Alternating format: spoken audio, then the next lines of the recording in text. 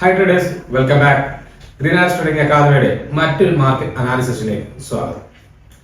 കഴിഞ്ഞ ദിവസം നമ്മൾ അനാലിസിസ് ചെയ്യുന്ന സമയത്ത് നമ്മൾ പറഞ്ഞതെന്ന് വെച്ചാൽ മാർക്കറ്റ് ഒരു ഗ്യാപ്പ് അപ്പ് ഓപ്പൺ ചെയ്യുകയാണെങ്കിൽ കാര്യമായിട്ട് മൂവ്മെന്റ് കിട്ടാനുള്ള സാധ്യതയില്ല. ഒരു സൈഡ് വൈസ് മൊമെന്റം മാർക്കറ്റ് തരും. മാർക്കറ്റ് സെല്ലേഴ്സിന് അനുകൂലമായിട്ടുള്ള മാർക്കറ്റ് ആകും എന്നതായിരുന്നു. ഇന്ന് കറക്റ്റായിട്ട് മാർക്കറ്റ് ഓപ്പൺ ചെയ്തു, ഗ്യാപ്പ് അപ്പിൽ ഓപ്പൺ ചെയ്തു. അതിനുശേഷം ചെറിയൊരു ഡൗൺ സൈഡ് വന്ന് മാർക്കറ്റ് എന്ത് ചെയ്തു, ആ ഒരു ഏരിയയിൽ വൈകുന്നേരം വരെ നിഫ്റ്റി ഒക്കെ കറക്റ്റായിട്ട് ട്രേഡ് ചെയ്തത് ആ ഒരു ഏരിയയിലുള്ളിൽ മാത്രമാണ്. നാളെ അല്ലെങ്കിൽ ഇന്ന് നിഫ്റ്റി ബാങ്ക് ആയിക്കോട്ടെ, പിൻ നിഫ്റ്റി ആയിക്കോട്ടെ, അങ്ങനെയുള്ള ഒട്ടുമിക്ക എല്ലാ സ്ക്രിപ്റ്റുകളും മിഡ് ക്യാപ്പ് ഒഴികെ ബാക്കിയെല്ലാം ഒരു ഗ്യാപ്പിന് ശേഷം സൈഡ് വൈസ് മൊമെന്റ് ആണ് തന്നെ. ആക്ച്വലി 1.2% അല്ലെങ്കിൽ 1% അധികം മൂവ്മെന്റ് തന്നാൽ പോലും എന്തില്ല, അതൊരു സൈഡ് വൈസ് മൂവ്മെന്റ് ആയിരുന്നു എന്നുള്ളതാണ്. മിഡ് ക്യാപ്പ് മാത്രമാണ് അത്യാവശ്യം നന്നായിട്ട് മൂവ് ചെയ്തത് എന്നുള്ളതാണ്. അപ്പോൾ നമുക്കറിയാം, കഴിഞ്ഞ കുറച്ച് ദിവസങ്ങളായിട്ട് അല്ലെങ്കിൽ കഴിഞ്ഞ 2-3 ദിവസമായിട്ട് ഗ്ലോബൽ ക്യൂസിന്റെ കാരണം മാർക്കറ്റ് എന്തായിരുന്നു, നെഗറ്റീവ് ആയിരുന്നു. അപ്പോൾ 2-3 ദിവസം നെഗറ്റീവ് ആയിട്ടുണ്ടെങ്കിൽ മാർക്കറ്റ് അടുത്ത ദിവസം എന്ത് ചെയ്യും, കണ്ടിന്യൂസ് ഫാൾ വന്നാൽ ഒരു പ്രോഫിറ്റ് ബുക്കിംഗ് ഉണ്ടാവാം, അതിൽ ട്രെൻഡ് റിവേഴ്സൽ ക്യാൻഡിൽ തരാം. ഫസ്റ്റ് പുൾ ബാക്ക് ആയിട്ടാണ് സത്യം പറഞ്ഞാൽ നമ്മൾ മാർക്കറ്റിൽ ഇതിനെ നോക്കി കാണുന്നത്.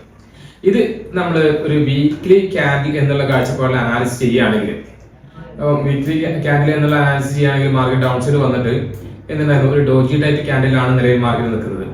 ഇനിയുള്ള ഒരു പ്രോബിലിറ്റി എന്ന് പറഞ്ഞാൽ എന്താണ്, ഡോജി എന്ന് പറയാനില്ല, ഡ്രാഗൺ ഫ്ലൈ ഡോജി ആണ്. ഡ്രാഗൺ ഫ്ലൈ ഡോജി ആണെങ്കിൽ ഈ ക്യാൻഡിൽ ഹൈ ബ്രേക്ക് ചെയ്ത മാർക്കറ്റ് മൊമെന്റം മേലേക്ക് തന്നെയാണ്. വീക്ക് കഴിയാൻ നാളെ ദിവസം കൂടെ ബാക്കിയുണ്ട്. ഇതൊക്കെ മുൻനിർത്തി തന്നെ പറയുന്നത്. നമുക്ക് മാർക്കറ്റിൽ ഈ ഒരു ക്യാൻഡിൽ ഹൈ 24,400 എന്നുള്ള ലെവലിൽ ബ്രേക്ക് ചെയ്താൽ മാത്രമാണ് കറക്റ്റ് ആയിട്ട് മേലേക്കുള്ള അല്ലെങ്കിൽ കോൾ സൈഡിലേക്കുള്ള ഒരു എൻട്രി പ്ലാൻ ചെയ്യാൻ പറ്റുന്നത്. അതല്ലാത്തൊരു കേസിലാണെങ്കിൽ, ഡെയിലി ക്യാൻഡിലൊക്കെ ആണെങ്കിൽ എന്ത് ചെയ്യാം, ഒരു സെല്ലിന് ശേഷമുള്ള ഒരു ഫസ്റ്റ് പുൾ ബാക്ക് എന്ന് പറയാൻ പറ്റുന്ന രീതിയിലാണ് മാർക്കറ്റ് നിൽക്കുന്നത്. അപ്പൊ നാളെ ഈ മാർക്കറ്റിൽ നമുക്ക് എങ്ങനെ നിഫ്റ്റിയിൽ ട്രേഡ് ചെയ്യാം എന്നുള്ളതാണ് നമ്മൾ ആദ്യമായിട്ട് നോക്കുന്ന ഒരു കാര്യം. അപ്പൊ നമ്മളെ സംബന്ധിച്ച് നിഫ്റ്റി എന്ത് ചെയ്യുന്നുണ്ട്, കഴിഞ്ഞ ദിവസങ്ങളിൽ മാർക്കറ്റിൽ നല്ല സെൽ ഓഫ് തന്നിട്ട് തിരിച്ച് കയറിയിട്ടാണ് നിൽക്കുന്നത്. ഇനി ഇത് ഫസ്റ്റ് പുൾ ബാക്ക് ആണോ അതോ ട്രെൻഡ് കണ്ടിന്യൂഷൻ ആണോ എന്നുള്ളത് മാത്രമാണ് നമുക്ക് തിരിച്ചറിയേണ്ടത്. അപ്പോൾ അതിനു വേണ്ടി നമ്മൾ നോക്കേണ്ട കാര്യങ്ങൾ എന്ന് വെച്ചാൽ, നമുക്ക് ചെയ്യാനുള്ളത് 24,400 മുകളിൽ ഒരു ക്യാൻഡിൽ ക്ലോസ് ചെയ്യുന്നുണ്ടോ എന്നുള്ളതാണ്.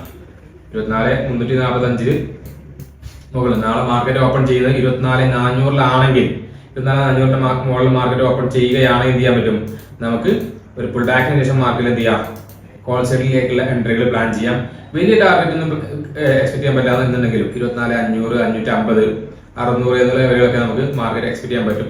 ഇല്ല, നാളെ വീണ്ടും എന്ത് ചെയ്തു, ഒരു ഗ്യാപ് ഡൗൺ ഓപ്പൺ ചെയ്തിട്ടുണ്ടെങ്കിൽ നാളെ ഈ രീതിക്കുള്ളിൽ മാർക്കറ്റിന് എന്ത് ചെയ്യാൻ പറ്റും, ട്രാവൽ ചെയ്യാൻ പറ്റുന്നതാണ്.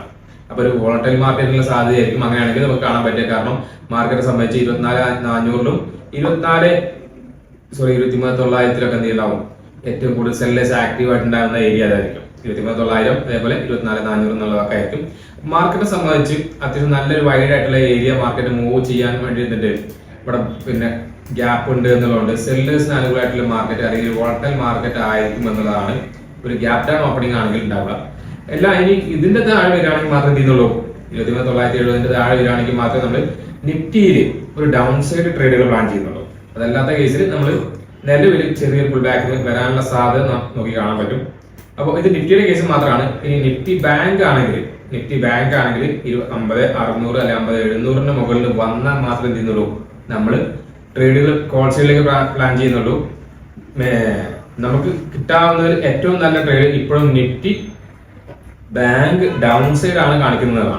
നിഫ്റ്റി ബാങ്ക് ഇപ്പോഴും കാണിക്കുന്നത് ഡൗൺ സൈഡ് ആണ് എന്നുള്ളതുകൊണ്ട് എന്ത് ചെയ്യാൻ പറ്റും, നിഫ്റ്റി ബാങ്കിൽ ഞാൻ ഇപ്പോഴും ഒരു ഡൗൺ സൈഡ് വ്യൂവിലാണ് ഇരിക്കുന്നത്. നിഫ്റ്റി 50 മാത്രമാണ് നമ്മൾ കോൾ സൈഡിലേക്ക് എൻട്രികൾ പ്ലാൻ ചെയ്യുന്നത്. മറ്റുള്ള സ്ക്രിപ്റ്റുകളൊന്നും കാര്യമായിട്ട് ട്രേഡുകൾ നാളെ പ്ലാൻ ചെയ്യുന്നില്ല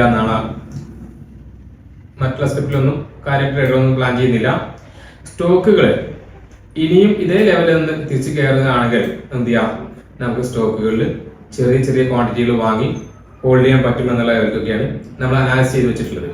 അപ്പോൾ ഏറ്റവും നല്ല ട്രേഡ് കിട്ടുകയാണെങ്കിൽ നിഫ്റ്റിയിൽ 24,400 മുകളിൽ വന്നാലും അല്ലെങ്കിൽ 23,900 താഴെ വന്നാൽ മാത്രമേ എന്ത് ചെയ്യുന്നുള്ളൂ, 23,970 താഴെ വന്നാലും മാത്രമേ നമ്മൾ ട്രേഡ് പ്ലാൻ ചെയ്യുന്നുള്ളൂ. ഇതിനിടയിലുള്ള ട്രേഡുകൾ ഒഴിവാക്കുക എന്നുള്ളതാണ് ചെയ്യുന്നത്.